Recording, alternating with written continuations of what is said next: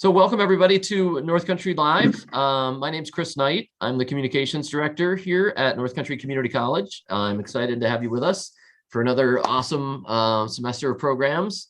For those of you that are new to North Country Live, I just want to talk a little bit about the series itself. We launched North Country Live at the outset of the COVID pandemic back in the spring of 2020, or a few months into it.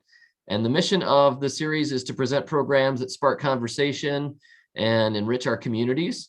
And in the months since then, through various platforms, webinars, presentations, panel discussions, we've provided more than 30 programs so far. The arts, music, wellness, gardening, climate change, and history. Programs like the one you're going to see tonight are some of the topics that we've covered to date. This spring semester of programs includes some of our most popular presenters from prior installments, like Mr. Tom McGrath here, and programs featuring new partners too. Next week, I hope you can join us for a great discussion of the film Savage Land. It's a Native American film. And if you haven't already, be sure you register in advance for that so you can get a link to be able to screen the movie on your own time in advance of our discussion next week. Next week, we're gonna just focus on the discussion with the filmmakers in the anticipation that everyone will have had a chance to screen it at that point. Basically, the film will open up for a window next week. So register now for that one at nccc.edu/live. Just a note that we'll be recording tonight's program too, so you can share it with others and watch it again. It will be posted to our live page, the one I just mentioned, so you can view it at your discretion. I did want to ask people to make sure their microphones are muted during the program. If you have questions as we're talking, things you'd like to share, please type them into the chat feature, and we will definitely save some time at the end of the program to be able to answer your questions. So tonight's program is titled Abraham and Mary Todd, the Remarkable Lincoln Marriage. I just want to talk a little bit about our presenter, Tom McGrath. Tom received his bachelor's degree in history from the University of Massachusetts at Amherst. He has a master's degree in Civil War Studies from American Military University and a PhD in American History from the University at Albany. Tom has taught courses at North Country Community College for almost 20 years. He is a 2015 recipient of the SUNY Chancellor's Award for Excellence in Adjunct Teaching. Tom served as the chief historian for the National Park Service's Special Resource Study of the Shepherdstown Battlefield. That sounds like an interesting topic. It's for a program at some point, Tom. He's the author. I'm setting you up right there. He's the author of 2 books on the Civil War and numerous articles on American history. And for those of you that aren't familiar, Tom previously presented North Country Live programs for us on John Brown and on the history of our campus locations too. So without further ado, I'm going to turn it over to Mr. Tom McGrath. Okay, let's see if we can do this here. Does it work? Looks great. All right, excellent. Well, thanks, Chris, and thank you, everyone, for tuning in tonight. I'm really excited to be back doing North Country Live. We've had a little bit of a hiatus here. Tonight, we're going to be talking about the Lincoln marriage. Really, I think one of the most misunderstood relationships, and actually 2 of the most misunderstood people, if you really want to look at it that way, in history. We have this view of Mary Lincoln that seems to persist. It all comes down through myth, you know. So what we want to do tonight is kind of just blow through that myth, go back to the beginning of the story, hear what they had to say, hear what people who knew them had to say, see what they went through. And what you're going to see tonight is this amazing story of just unbelievable heartbreak, financial hardship, personal struggles, and we'll throw in the Civil War on top of that. So this relationship, that's why I named it the Remarkable Lincoln Marriage, because what they endured, and you'll hear it. And as we go through this, try to put yourself in their place. That's the best way to learn about history. Think about this happening to you, because they were exactly the same as us, you know, people that lived in the past. So we've got a lot of cool pictures to look at. And one of the really interesting things about Lincoln, studying Lincoln, is that he's so well known even today. You could go literally almost any place in the country. Here we go. show this picture and people would know who that was. I mean, that's extremely rare. He's even with us in pop culture. We have Top Gun Lincoln. This is one of my favorites. He looks like a badass Maverick, or he'd probably be more like Iceman. We have Cat Lover Lincoln, who I don't know. I just had to put that in. And if you ever wondered why he always wore that giant hat, well, there's your answer there. So on a serious note, Lincoln would have loved these pictures, you know, that people have done with him. And try this sometime. Go through like a day and just see how many times you see Lincoln's image. Of course, it's going to happen next week with President's Day and all the car sales and things like that. But it's literally everywhere. But Lincoln was he had a very good sense of humor about himself, and he had a thick skin, and he would have loved this picture, especially because he didn't drink. He would appreciate the irony. But he was very aware of his public image. There are 130 photographs of Abraham Lincoln that are known to exist. Most of them are him seated in a photographer's studio. So he knew the importance of this medium of photography. Here's a picture, a real picture of him about 1857. So he's in his 40s here, and you notice the hair. The story is that the photographer tried to get him all straightened up, straighten his tie. He flattened out his hair, and Lincoln took his hand and just messed it all up again. There's another story when he said to a photographer, "Don't clean me up too much. People won't recognize me." So, you know, this idea of public image. And notice there's no beard. We always think of Lincoln with the beard. He did not grow a beard until he was 51 years old. Never had a beard. This is a photograph of him as president. Looks like a very unfortunate haircut here. But I love this picture, the spiked hair Lincoln. But when we talk about Abraham and Mary Lincoln, this is not the Lincoln that we're talking about to begin with. We need to go back and look at this Lincoln. So you may be saying, that's not Abraham Lincoln. Well, I guess the story behind this, in the 1970s, this photo was unearthed. And there were some experts that did forensic studies on this. I guess, you know, certain points on the face and the skull, and it matched up perfectly with Abraham Lincoln. So this I believe is the earliest photograph of Abraham Lincoln. It was verified by some experts, but again, there's still some controversy. What makes this picture compelling, I think, is when you look at the side by side of Lincoln as an older man, and you know, you can almost see, even look at that, you know, the left eye, the way it's kind of looking out at you. But we need to think about Lincoln as a young man at this point. So how do Abe and Mary meet? Well, in 1840, they were both living in Springfield, Illinois, which is really sort of the frontier, but it's a rapidly growing community. A lot of activity, a lot of growth. It's the capital of Illinois, so you have a lot of political goings on.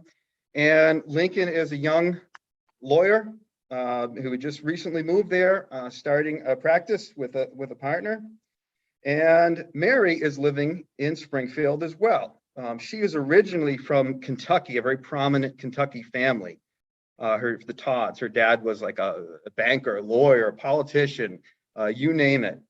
He was very, very well known. They were also a family that did not like the institution of slavery, but they had several slaves. So that's a topic for another night to get into that. But she grew up sort of with a life of privilege. And when she moved to Springfield, it was to live with her sister, Elizabeth.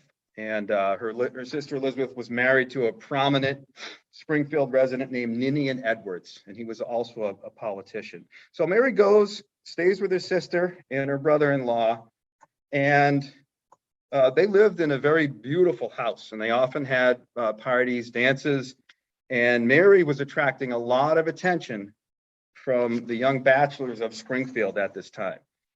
Now, when you think about Mary Lincoln, let's go back to the young Mary Lincoln. She is very funny. She's witty. She's educated. She went to 2 academies. She studied history, geography, natural science, theology. She spoke French fluently.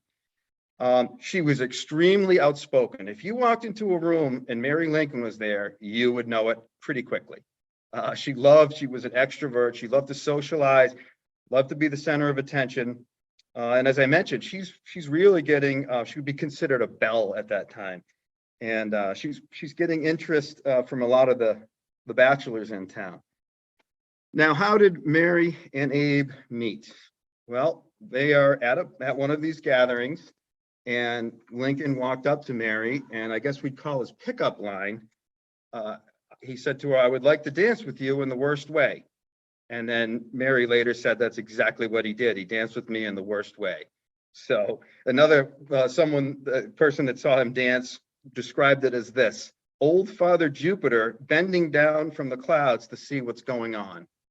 So you'll have to create your own image with that. But I just think that would be a great painting, Lincoln on the dance floor. These two were opposite in so many ways. I kind of alluded to their backgrounds. Lincoln is from hardscrabble poverty, growing up on a farm with literally nothing. He had to fight for everything that he got. And Mary is from that privileged background. She's educated. He is not. Mary Todd was described by someone that lived in Springfield at the time. And this is where it's really important. You know, what did people that knew them say about it? So she was rather compactly built, had a well-rounded face, rich dark brown hair, and bluish gray eyes. She was a good conversationalist, using with equal fluency the French and the English languages. Now, this next section, I think, really gets to the essence of Mary's personality. When she used a pen, its point was sure to be sharp, and she wrote with wit and ability. She not only had a quick intellect, but intuitive judgment of men and their motives. Good skill.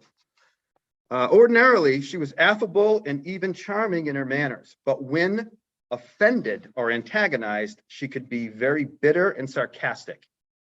In her figure and physical proportions, in education, bearing, temperament, history, in everything, she was the opposite of Lincoln. So how do these two people that are so different from different backgrounds, connect with each other? I think probably the most important thing is they made each other crack up. They both had the same sense of humor. You'd go in a room and they'd be sitting at a bench just laughing hysterically. One of the things that they love to do, they could both mimic people. So before you have, celebrities on TV, who are you going to mimic? Your friends, the people you know. Okay, American tradition here. So that was one thing that connected them, the humor. They also had similar interests. They loved Shakespeare, they loved poetry. They could talk about it for hours. They both had a passion for politics. I mentioned that Mary grew up in a prominent family. She grew up with big time politicians coming into her home, US senators. And she was used to this, and she was well versed in it.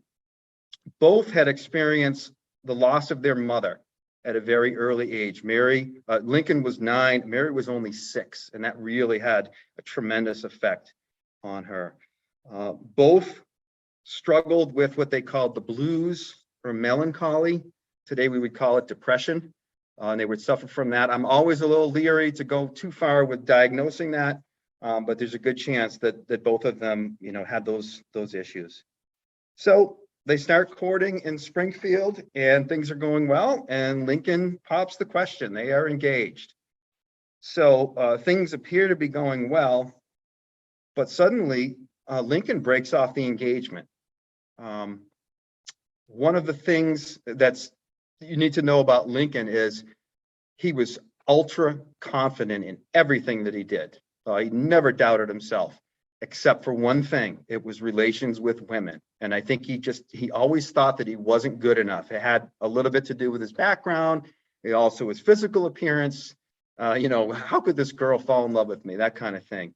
And he tells Mary that the engagement is off. And the next year is probably the worst year of Lincoln's life. The day after he breaks up with Mary, he goes to his room and he doesn't leave it for a week. He misses sessions in the local legislature, which is right down the block from him. And when he finally does appear after about a week, his friends were shocked at what he looked like in just 6 days. He was always skinny, but they said he was emaciated at this point. He probably hadn't really eaten or slept. Someone said that he didn't even possess enough strength to speak above a whisper. He is deeply depressed over losing Mary.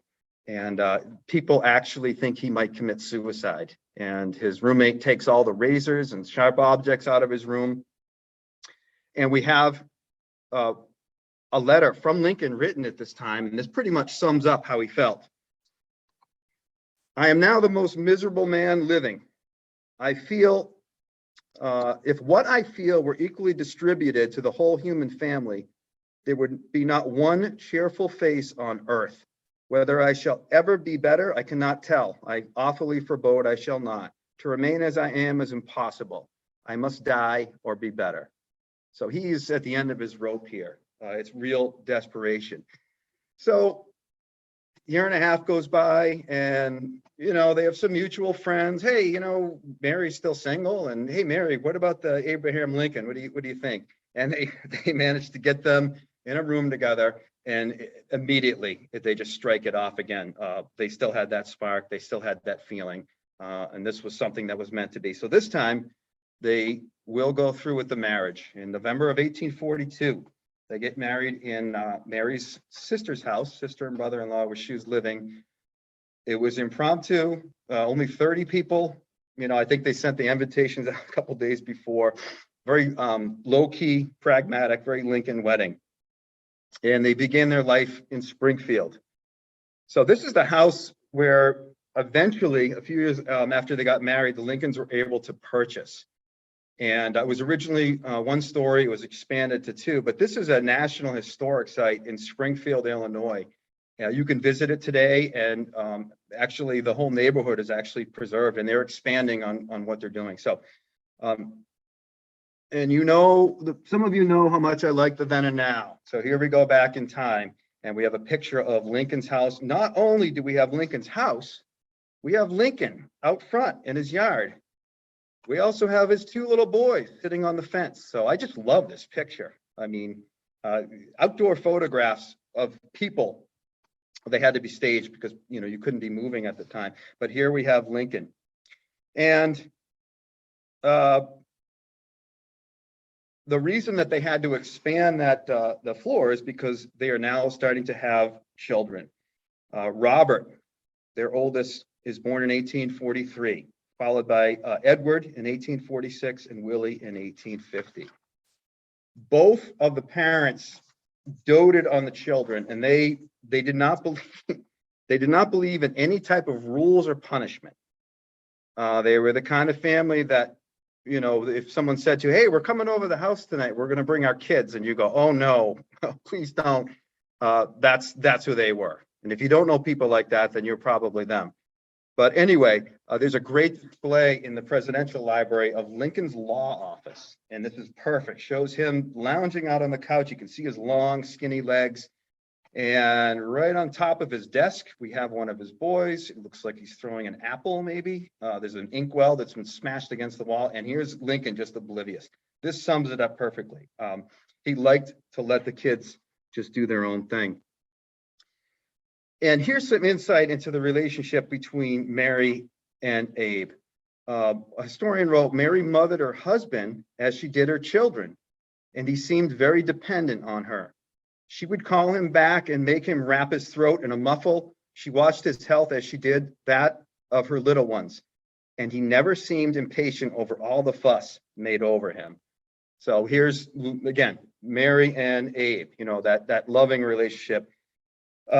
As far as the kids go, Lincoln was a big kid. He could get on the floor, roll around, and really have fun with the boys. I think in the movie Lincoln, Steven Spielberg movie, there's a scene where he gets down with one of his kids. So that was very accurate. And this is a great story. This is probably one of my favorite stories about Lincoln as a parent. It comes from Mary's half sister. So she writes, and let's go back here because I think this is probably where the story happens. So you need to kind of picture this in your head. I heard that Mr. Lincoln, playing with the baby and pretending to be the pony pulling the baby wagon, forgot the baby in it, and thinking of something else, did not realize that he was pulling an empty wagon, that he had dumped the little driver, who was left kicking and squalling in the gutter. Mary coming up the street, at that moment, seeing the catastrophe, screamed and ran to the little fellow's assistance. Who could blame her if she said a sharp word to the father so immersed in thought that he did not know he had spilled his baby? With much laughter, they told me that Mr. Lincoln did not wait to hear all that Mary had to say, his long legs taking him out of sight with great celerity. He's, there you go. Lincoln's a little bit out there at times. He could get lost in thought. And, I think that just gives a great sense of what they were like with the kids. Here's a photograph of Eddie. So this is their second son. And in February of 1850, Eddie starts to become sick. He had always been a bit sickly. And on 1 month shy of his 4th birthday, he will die in the Lincoln house of tuberculosis. So here we have one of the common threads, especially of Mary's life, this just repeated tragedy over and over again of the worst kind. Not only that, but she had lost her father a few months earlier, and they were close. So this really just hit her hard. You have to think of the strength it would have taken to overcome this. So here, if Mary isn't a sympathetic figure by the time we get to the end of this, I don't know who would be. But 3 years later, they would have another son named Thomas, who they nicknamed Tad, because I guess he looked like a tadpole when he was a baby. Oh, here's a great picture. We'll come back to this one a bit, though. But there's Mary and 2 of her sons, Willy and Tad. This is on the right, the younger one. Mary loved to entertain. As I mentioned, she was an extrovert, and she often had gatherings at the house. They could be small get-togethers or, larger social gatherings. A lot of these, keep in mind now, were, interwoven with politics of the day, networking, things like that. So she was an excellent hostess. She great cook, and we'll come back to that in a little bit. A view of the parlor in the Lincoln house in Springfield. So when you go through, it's all decorated like it would have been when the Lincolns lived there. So, however, like any marriage, there's problems, struggles. In the first years of their marriage, Lincoln was still a struggling lawyer, and things were tight. They could not afford to buy a servant, and that's not something for the wealthy. It was very common in middle-class America to hire a servant. They couldn't do this, so Mary had to do all of the cooking, the cleaning, taking care of the kids, the sewing. Keep in mind now, she is from a privileged family. She had a personal slave attend to her when she was growing up, so she had to learn all this stuff, and she did very well. And to add to this, Mary hated to be alone. It would really, she would miss her husband. And Lincoln, out of necessity as a country lawyer, had to do what they call ride the circuit. So every year he would get in a buggy with another lawyer and usually a judge, and they would make their way at 4 miles an hour, almost 500 miles throughout Illinois, going from town to town. And when they would get there, they would conduct legal business and then move on to the next town. So he could be gone for as much as 4 to 5 months a year. So this isn't, just a couple weeks here and there. This is something that really kind of made it difficult for Mary. To be honest, Lincoln he loved to be on the circuit. I'm sure he missed the family, but he was in his comfort zone there. Mary had a temper, and this is one of those things that kind of leads to the image we have of Mary Lincoln, but she did have a temper. She could go off, just like that. She could scream at Abe. She could even strike him in public. Some neighbors recall seeing one time Abe came running out of the front door, and then right after that was Mary with a broomstick chasing him down the street. Another time they saw her throwing potatoes at him. So how did Lincoln deal with this? He gave in to her. He let her scream. He ignored her. He would sometimes laugh at her. One time Mary wanted something and he gave in to her, and Lincoln told a friend, "If you knew how little harm it does me and how much good it does her, you wouldn't wonder that I am meek." So, he's got a strategy here.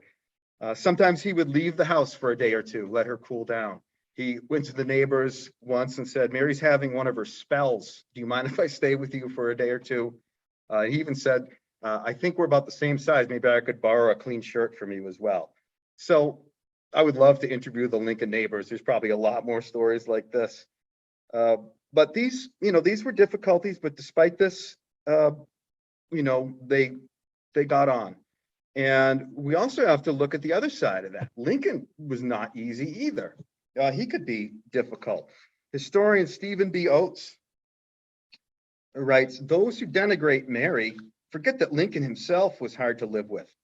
If Mary liked a good argument now and then to clear the air, he often withdrew at the first sign of confrontation, for he hated quarrels and tried to avoid them. He could be temperamental, introverted, and forlorn. And some of his daily habits irritated highborn Mary. He often answered the door in stocking feet, which usually the socks did not match. And he liked to lie in the hallway and read newspapers aloud. Sometimes he would go off into one of his spells, those deep, daydreaming, I guess, becomes attached. And she was trying to explain things to him, and he was just in his own world. So this would drive her nuts as well. But, like I said, despite these occasional disagreements and troubles, they were devoted to one another.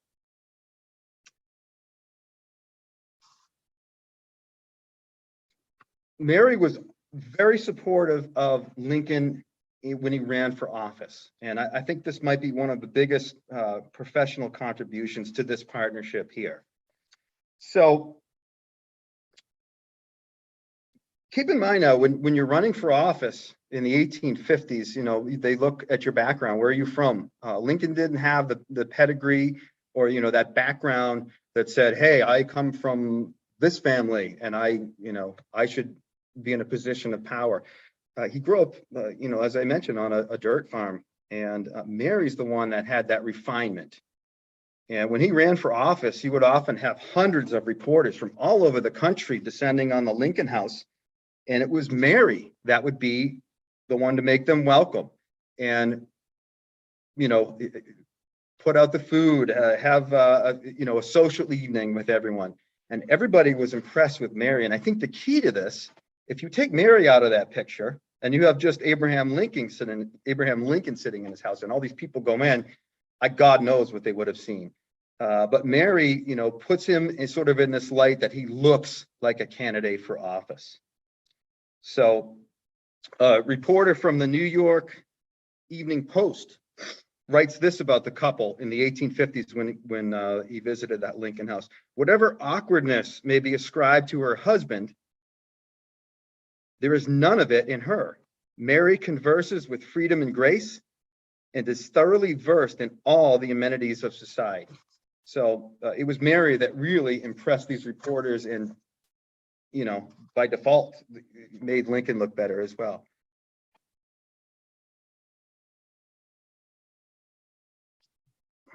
In 1860, Lincoln will be elected President of the United States with only 40% of the popular vote. So Mary always said she wanted to marry a president. Here it is, her dream come true. And this is a picture of the Lincoln House. I think this is probably 1858 when Lincoln was running for the Senate, and he was a member of the Republican Party. So this is the Republican rally around there. It almost looks like a parade was going by and they stopped it and had this photo op. But look at the detail in this photograph. I don't even need to point out Lincoln in this picture. Honestly, I think he's standing on something. He was he was tall, but he wasn't Shaquille O'Neal. But you can see Lincoln and all the supporters. You see the kids upstairs, and maybe, I don't know who that is. I'm sure they've been identified. Down in this procession, it looked like almost like a float with a number of women dressed in white. It was all sorts of things they used to do for political rallies to represent the country, things like that, and that's probably what it is. So 1861, the Lincolns leave Springfield, and for Abraham will be his last time, and they head for Washington, D.C. So they are off to live out Mary's dream. But in many ways, her time as First Lady was miserable. And we'll talk about why that was. When she arrives at the White House, one of the first things she took on was, refurbishing it. Every year, the president got $20,000, which back then was probably $100,000 or more, to sink into the White House and, repairs, things like that.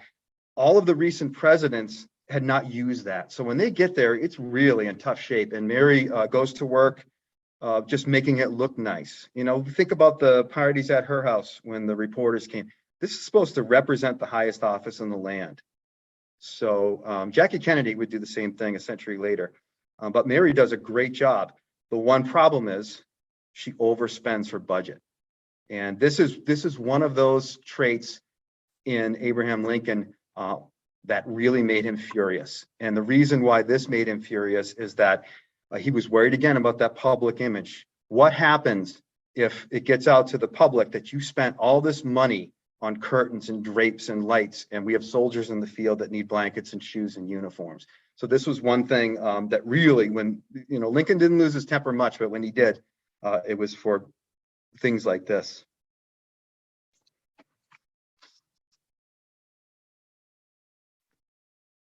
Washington, D.C., if you thought high school was bad, Washington, D.C. was a cesspool of gossip. And Mary Lincoln, this outspoken Kentucky woman coming into Washington, D.C., an unknown, she is a target. And they will write awful things about her. Sometimes they'll be printed in the paper and she would read them. Here is someone that wrote a description of Mary Lincoln that was published in a book. She writes, Mrs. Lincoln was an ugly little woman. She wore a white silk dress cut low on the neck with a wreath of roses. She had the reputation of a bad-tempered woman. Certainly she did things that were not nice. She had an extreme streak of jealousy. That was another problem, especially publicly. If Abraham Lincoln was at a dance or whatever, and she looked over and he happened to be talking to this woman for a little bit too long, she had no problem going over and making a scene in front of everyone. And it was really, really embarrassing. So these outbursts really just fed the gossip machine, and they became exaggerated and exaggerated. Being from a slave-holding family, living in the White House, people both North and South did not trust her. They thought she was a traitor, not true, not loyal to the Union cause. She also had 3 half-brothers serving in the Confederate Army. However, this couldn't be further from the truth. She was always pro-Union. She was always backing the Republican Party, the Whigs. She despised slavery, as I mentioned earlier. She supported what was known as the Contraband Relief Association. So when the war began, you had all of these escaped slaves running into Washington, D.C. So this was sort of an association to help them. The hospitals in Washington, very quickly, built a lot of public buildings in Washington, D.C. began to fill up and be used as hospitals. Mary regularly went around and visited the sick soldiers, sometimes with Abraham, sometimes on her own. She would, donate whatever she could to what they needed, write letters, read to them. So that would have meant so much to these guys that were so far from home and just, really, really down. She had another problem, another strain, this dark cloud that hung over them. She was afraid that her husband would be assassinated. And these threats began even before they got to Washington, D.C. Lincoln would try to hide things from Mary. Lincoln hated, that special treatment, the escort, the bodyguard. But as we know, it was necessary. And this is one of her biggest fears. So here's the Lincoln family in their time in the White House. We see, obviously, the parents here. Standing in the back is Robert Lincoln, the oldest. He is away at Harvard most of the time during the Civil War. Sitting in the front seat there is Willy, one of their sons, and Tad is sitting over by Abraham Lincoln. So let's look at the kids right now. As we know, the kids were very, very free. They didn't have any restrictions, and it didn't happen when they got to the White House. Lincoln loved that the kids were having fun, and they were really his relief from the burdens of war, as you can imagine, the strains. They had the run of the house, and they raised absolute hell. They would run through the hallways of the White House, with wagons and little animals, with toy guns, playing war games.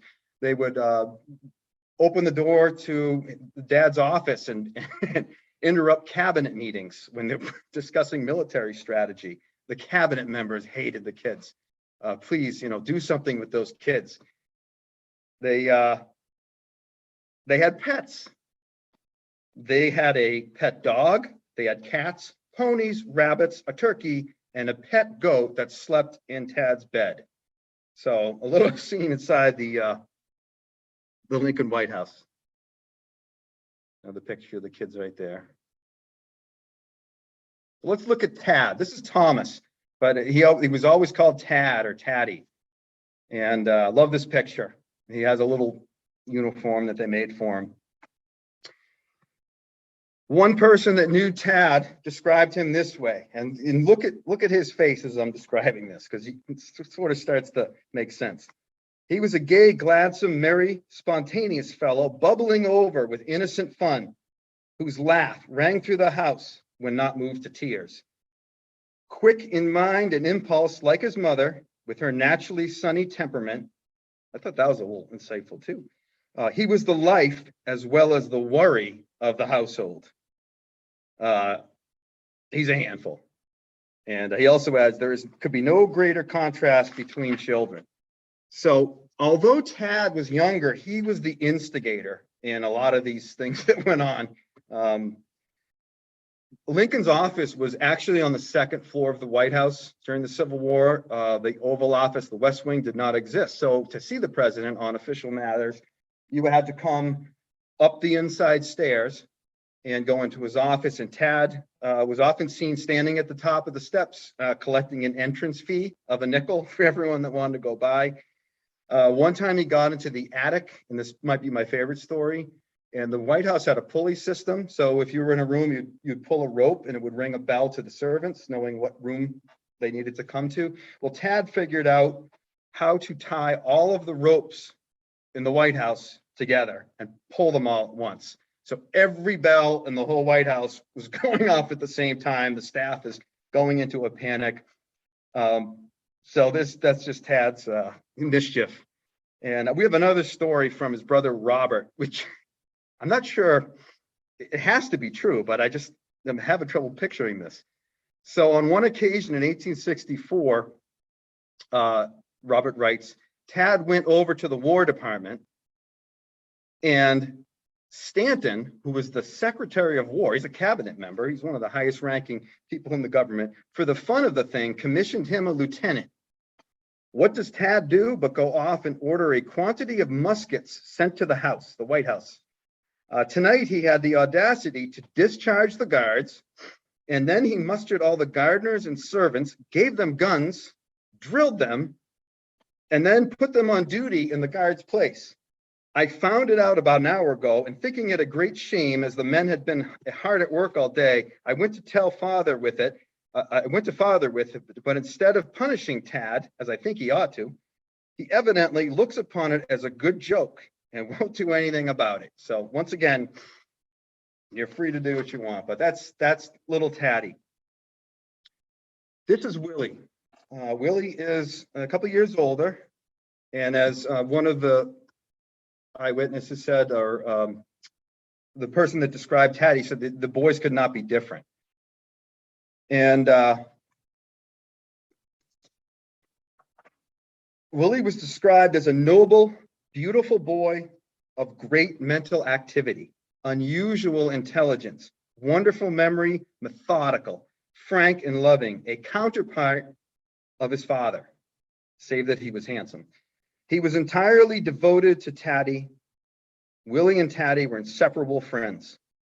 One family friend said about Willie, the most lovable boy I ever knew, bright, sensible, sweet-tempered, and gentle-mannered. So you've got an image of the two boys here. In February of 1862, Mary plans to hold this grand gala at the White House. She sends out 500 invitations. And just a couple days before the event, Willie becomes sick. It was probably the foul drinking water in Washington, D.C. at that time, but he's bedridden, and the Lincolns question whether or not they should have this party or should we, cancel it. They go ahead with it. And even during the festivities, the Lincolns took turns going upstairs, checking on Willie, seeing how he was doing as the party continued downstairs. One of the servants who was in the room at the time, she just wrote this little description, and I just thought it really kind of put you in the room. She says the rich notes of the Marine Band in the apartments below came to the sick room in soft, subdued murmurs, like the wild, faint sobbing of far-off spirits. So you can see the parents going up, and that kind of that dull thud from the party below. Days following the party, Tad will now get sick. So you have two boys that are in bed. And on the afternoon of February 20th, 1862, Willie died. He was only 11 years old. And this death just devastates both parents. And we have a description of Abraham Lincoln when he first saw his dead boy from the same servant that wrote the other description. He said, "My poor boy, he was too good for this earth. God has called him home. I know that he is much better off in heaven, but then we loved him so. It is hard to have him die." He then buried his head in his hands. The servant continues, "I stood at the foot of the bed, my eyes full of tears, looking at the man in silent, awe-stricken wonder. His grief unnerved him and made him a weak, passive child. I did not dream that his rugged nature could be so moved." So there's a side of Abraham Lincoln that almost no one saw. He almost never showed that kind of emotion. Willie was he was embalmed. They had a funeral, and he was brought to this local crypt. Over the next few years, Lincoln would go down occasionally and have the crypt open the casket, and look at the embalmed remains of his dead son, Willie. So this is just his way to deal with it. His main strategy, it's always his go-to when he was in bad times, is to work. And he just puts himself into the work, barely sleeps, barely eats. I mean, he literally would go a day eating one apple, one egg, and a cup of coffee, a piece of toast, 18 hours a day. Mary did not do so well. She is inconsolable. She is in her room for weeks and refuses to come out. She is just sobbing. She does not attend the funeral. She gets rid of all items that belong to Willie in the White House. And this is just another one of those, how do you get the strength to move on from this in the midst of this terrible Civil War as well? Mercifully, Tad recovers. Here's a great picture there's a lot of pictures of Tad and Abraham Lincoln from like 1863 to early 1865 that are good. And again, in the Spielberg movie, you'll see Tad.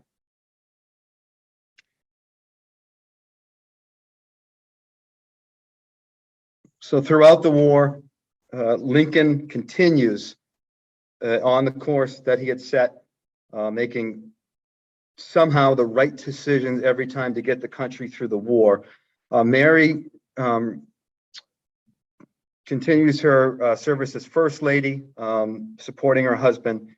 And by April 14th, 1865, things are looking up for the Lincolns.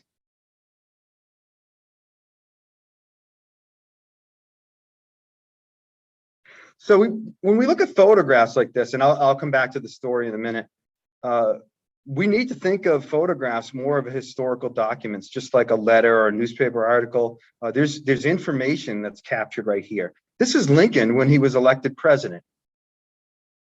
This is Lincoln about 4 years later. Now, think about that. If you had a friend that went away for 4 years and looked like that, you hadn't seen him and he came back and looked like that, think how shocking that would be to see. It's just the strain and the stresses of the presidency, the death, all of these things around him. The little sleep, you can just tell it's taking a toll. And someone made this little collage that shows him each year. And what strikes me is really that last year, I think, is what really did him in. Even in 1864, he looks somewhat vigorous, healthy. He looks terrible. April 14th, 1865. It is a beautiful spring day in Washington, D.C. And we got to set the tone here for the atmosphere. A few days earlier, the previous Sunday, Robert E. Lee had surrendered to General Grant. And this was really considered, the end of the war for many people. Washington, D.C. had been a rip-roaring party for days on end, day and night, never stopped. And on Friday, you have this beautiful spring day. Flowers are starting to come out. The air is getting warmer. And Abraham Lincoln is going to go on a carriage ride with Mary. And one of the things that Mary was struck by, this is actually the buggy that they took. This was the buggy they took that day and took to Ford's Theater that night. I believe it's in the Smithsonian. She couldn't believe what a good mood Abraham was in. She said, you're surprising me. You're in such a good mood. And he said to Mary, he's like, I feel like this is the first day that the war is really over. And then later he remarks that I have never felt better in my life. So this carriage ride is really significant in the Lincoln story. He tells Mary, they start talking about the future. 3 years, he tells her, since Willie died, we really must find a way to move on. What does he want to do when the presidency is done? He wants to go to California. He wants to travel. He wants to see Europe. He wants to see the Holy Lands. Eventually, he would love to go back to Illinois and buy a farm and continue his law practice. He's only 56 at this point. So things are really, really, he's really optimistic about the future. And that night, of course, they attend Ford's Theater. Ford's Theater, what it looks like today. And even their final moments, we have a couple snippets insight to their relationship. They were seated next to each other in the box, obviously. And at one point, Lincoln is laughing hysterically. He reaches over and he grabs Mary's hand and holds onto it. He's holding her hand. And there was a young couple sitting next to them, and Mary whispers, what will they think of this? And he says something, oh, they won't even notice. So that may have been the last thing that Lincoln ever said to Mary, because just a few moments later, John Wilkes Booth comes in and with a single bullet ends all of those future plans that the Lincolns had talked about just a few hours earlier.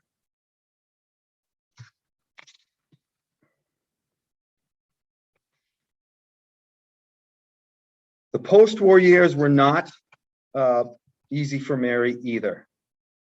You think about all that she's gone through. Loss of her dad and her son in the same year. Another young boy dies.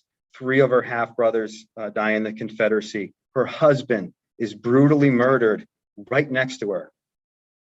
When Tad is 18 years old, he will get pneumonia and will die. Another son, leaving her only one out of 4 boys that survived to adulthood. So, we really have to think about her actions in the context of what she was going through. Again, I don't know how she had the strength. She becomes in many ways desperate. She seeks psychics and these wackos who said they could connect with the spirit world.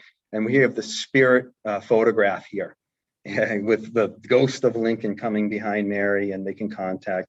It really is sad. So many people took advantage of her in her desperation and her sadness. She does receive a pension from the government, and she does receive a bit of inheritance from Abraham's estate. And she does travel to Europe. She goes there for, I think, 3 or 4 years. She lives in Germany. She visits Scotland. So she does do some things. When she returns, however, she becomes really estranged from her surviving son, Robert. Robert is very concerned about her and her spending. I've kind of alluded to that a couple times. She was a shopaholic, spendaholic. God, if she had eBay or credit cards today, forget it. This may tie in with her insecurities and her depression. This made her happy. So Robert, her son, has her committed to an insane asylum. And eventually people are able to get her out. But this is the relationship between the two. Just very, very sad. And in 1882, she is 63 years old, living with her sister, and she will pass away from a stroke.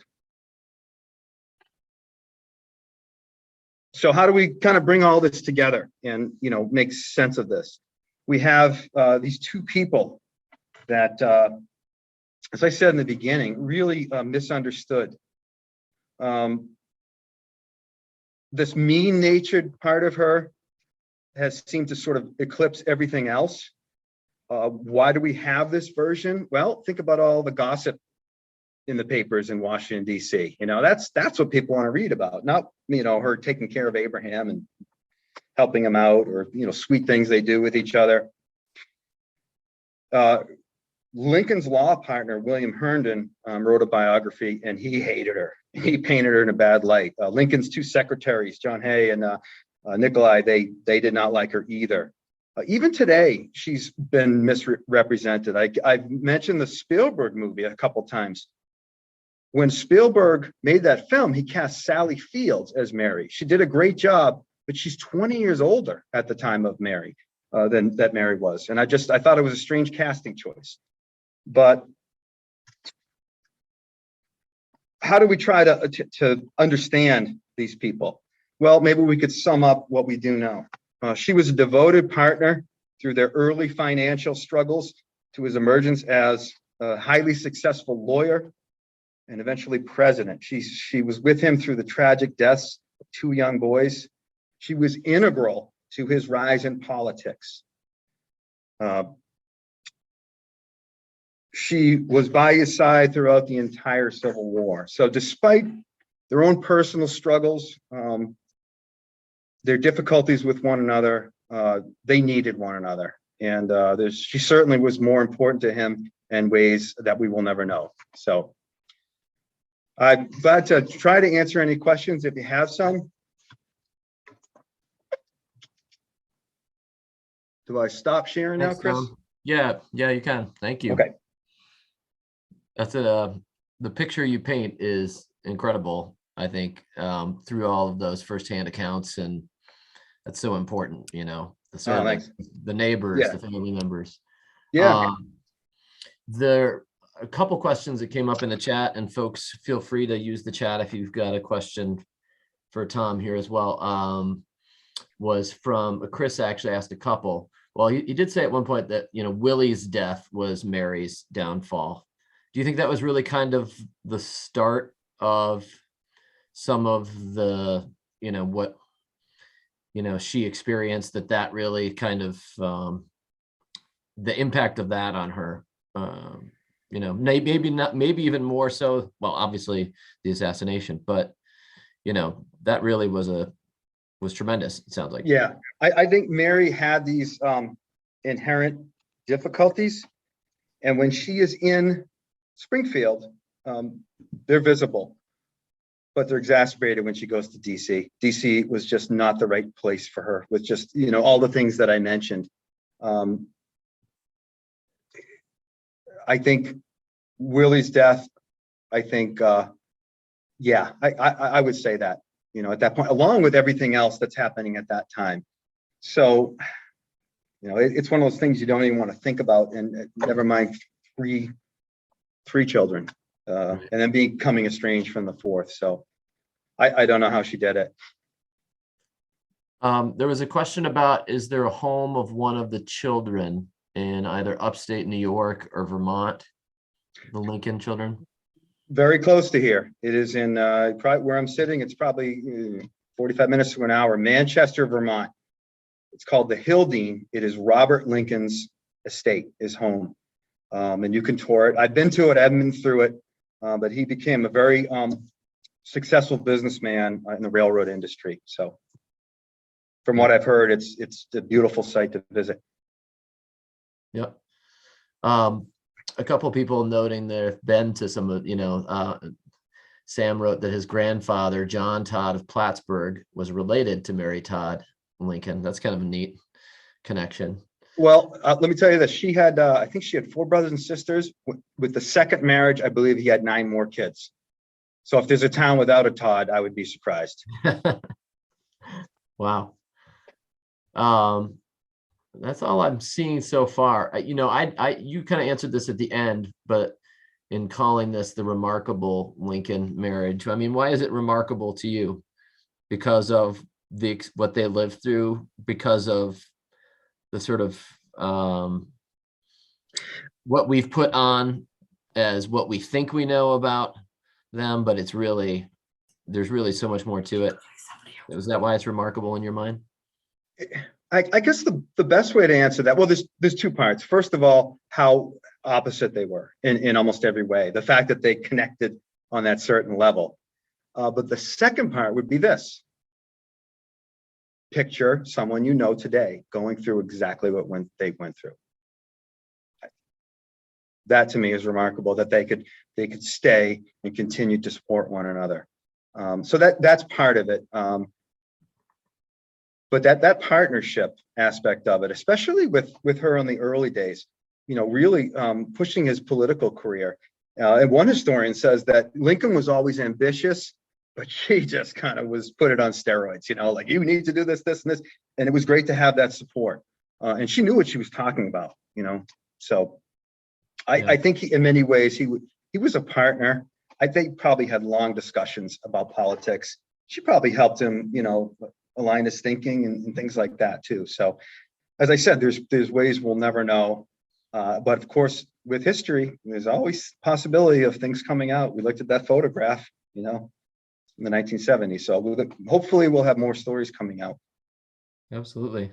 Yeah. And some people in the chat did kind of comment on the stories. I personally love the one about him pulling one of the kids in the wagon and the kid falls out. I mean, I know people like that. Yeah, but to hear that side of him, as well as her as well, that's really important. Here's a question from Louise. She said, what, if any, connection did the Lincolns have with any of the New York State abolitionists, i.e. Elizabeth Cady Stanton? Any information, history of what their opinions were about the women's right to vote? Oh, wow. Okay. I'll take the first part first. Lincoln was not an abolitionist. Okay. He was anti-slavery, and there's a difference. Abolitionists, maybe at heart, he was an abolitionist, but as a politician, he couldn't be, because slavery was protected under the Constitution. So he was looking for a way to legally change things over time. Most abolitionists wanted slavery abolished immediately for moral reasons. So even though Lincoln didn't appreciate it, he knew that he couldn't just do what he wanted to do, because he was, beholden to the Constitution. So what was the second one? About their opinions about women's right to vote. Have you read anything about that at all? Yeah, well, one of the things that you start seeing is the same case with slavery, is that this movement toward the women's right to vote doesn't begin in 1918. It begins with Mary Lincoln and her generation, who are, and believe it or not, they say there were separate spheres of women and men, and they didn't cross.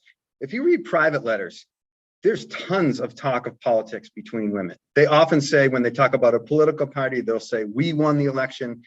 They were very involved in politics without the right to vote. So in a nutshell, and I know this is kind of a long answer, but the main focus of the country was on slavery, and then women's rights would come next. They didn't come hand in hand. Even many abolitionists didn't believe in women's right to vote. So, and it's not our 21st century attitude. You need to kind of look at it in context and see why. A lot of women didn't want to have the right to vote. So Lincoln, I don't think that was really, he respected women, appreciated them, but it's difficult to, pigeonhole him into what he would think today. Right. And sometimes people want to do that, and it's difficult to do. The last one I think here is Kim asked if you could tell us more about Robert's estrangement from his mother. I know you touched on that, but yeah. So I mentioned that when Abraham Lincoln died, they had an estate, and I want to say it was like, might be wrong, about 30,000 split, between or 30,000 each to Mary, Tad, and Robert. And the problem was that Mary just kept spending all the money that she had, it just on ridiculous things, and she becomes sort of this target for gossip. Picture going to Walmart and seeing those, tabloids on the shelf as you check out. There would be Mary Lincoln. Mary Lincoln spills $1 million on a carpet or something like that. She would just go and have to come to Robert for more money, and eventually he's like, you don't have a handle on things. And that was the main friction between the two, was financial. Yeah, that's great. I'm gonna let Bob unmute himself. He has a question for you. He wants to ask it live. Sure. Go ahead, Tom, Bob. I wanted to say thank you. That was a great presentation. Hey, Bobby. Hi, How you doing? Great. I always wanted to see you in a professional environment. I'm impressed. But all that personal stuff aside, I'm curious. I'm a big World War II and World War One historical fan, I guess you could say. Mm-hmm. And slowly, I've been getting a little bit more into the Civil War, and I'm always curious what the source is for, especially the personal interactions early on between Abe and, you say, people that were closest to them. So where did you source that information? Well, luckily with Abraham Lincoln, I believe he is the second most written about person next to Jesus Christ. I think someone told me that once and it made sense, but there are so many books on Lincoln. A lot of good ones, a lot of not so good ones, but all of that stuff is in there. Okay, so this image we have of the Lincolns usually doesn't come through those books. It comes through, like I said, myth and stories passed down, and a lot of things throughout history they just persist no matter what the truth was. So yeah, that information is out there. It's well documented. All right, thanks, Tom. Stephen Oates taught at UMass while we were there, and he wrote one of the best biographies called "With Malice Toward None." Yeah, we might have skipped that class. Yeah, well, I had some catch-up work to do. Thanks again, Tom. Bob. All right. Thank you. Thanks. Well, Tom, our time is run short here, but I echo what people have been saying in the chat about a very impressive, informative presentation tonight. So thank you once again for bringing to light something I think that's really interesting and important for so many people here tonight. So thank you. All right. Well, thank you. I want to thank Tom. I want to thank you all for joining us tonight on North Country Live. Just a reminder, as I mentioned at the beginning of the program, tune in again next week at this time. We're going to discuss the film Savage Land, a very important Native American film that we will be sending out a screening link so that you can watch it in advance of next week's discussion. So make sure you register for that one if you haven't already at nccc.edu/live. It's the same site that you had to go to register for tonight's program, because we'll be sending out the streaming link actually in probably the next 24 hours or so. So we hope to see many of you back again next week for that. And one more time, thanks again, Tom. We appreciate your program, and hope everybody has a wonderful evening. And we'll see you again next week, hopefully, for another edition of North Country Live.